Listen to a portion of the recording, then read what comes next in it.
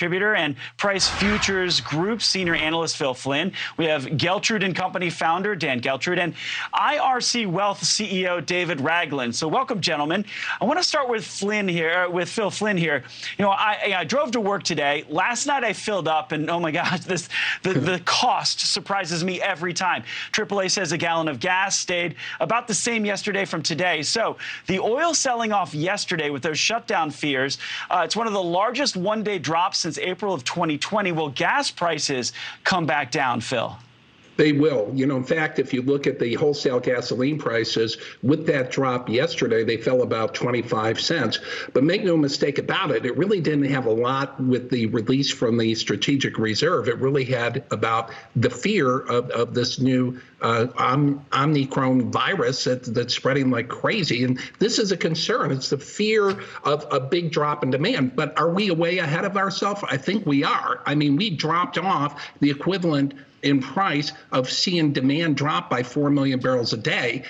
If that's the truth, we've gone from a 2 million barrel a day deficit to a 2 million barrel a day surplus overnight. It's probably not realistic. So we'll have to see how things play out tomorrow. But we're going to have post-traumatic sell-off syndrome, next week. People are going to be scared to step in, at least right away, even though every expert in the world will tell you, at least at this point, that sell-off was way overdone. Interesting. And maybe hopefully that does relate to gas prices. We know it takes a while for them to come back down. So, Dan, I want to ask you, let's say this is not a knee-jerk reaction and gas prices continue to fall. Does that translate into the rest of what we buy? Inflation, at the highest level since November of 1990, when the first Billboard Music Awards happened and MC Hammer and Janet Jackson won that. So will this translate to the rest of inflation, you think?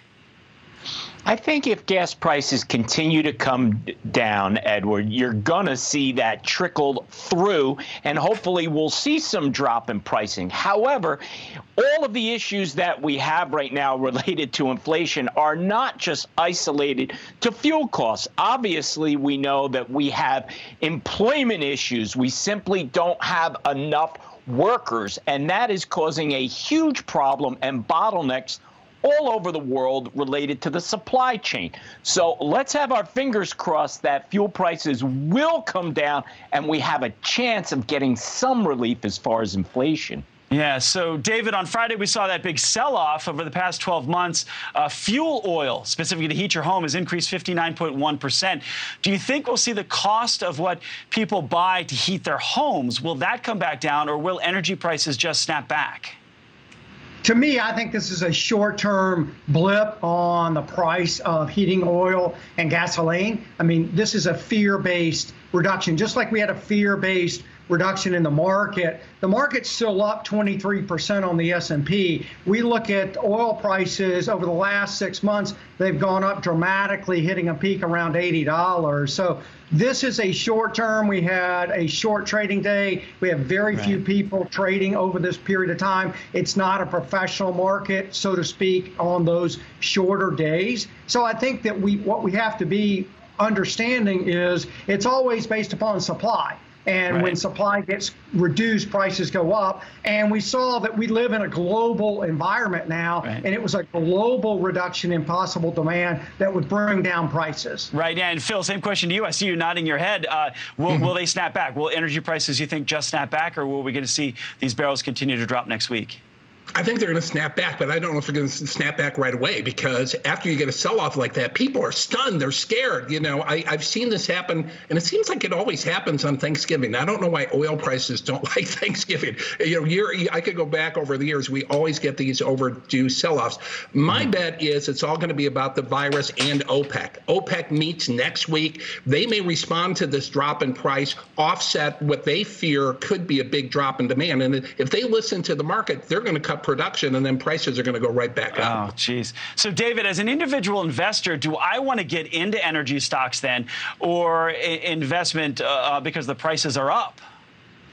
Well, energy stocks have gone up dramatically. One of the leading sectors this year of the market has already moved. So, again, we go back to it's the buy the rumor, sell the news. We're now at levels where we were pre-pandemic on some of our oil companies. Now, we also have to look at some of the investments that these oil companies are now making. Will they go to future highs? with when we look at Exxon, BP spending billions of dollars, not for drilling, not for production, but for alternative fuel sources. We used to say drill, baby, drill. It may be now alt versus alt, i.e. what are the alternative fuel sources that these companies are going to generate with all these billions I want to of get Dan in for the last word, last 15 seconds. As an individual or a small business owner, how do you navigate your expenses going forward? Do you need more cash on hand?